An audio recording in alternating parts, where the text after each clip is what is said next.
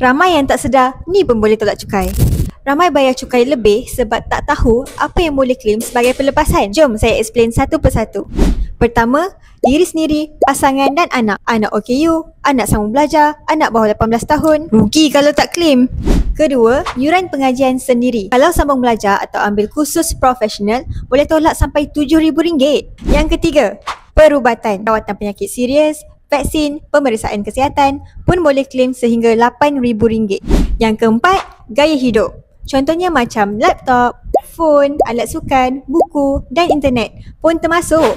Ramai yang tak sedar, ni pun boleh tolak cukai. Kelima, caruman KWSP dan takaful. Ni antara pelepasan paling besar yang terus kurangkan jumlah cukai kena bayar. So, semak semua pelepasan sebelum submit e-filing. Jangan sampai bayar lebih dari sepatutnya.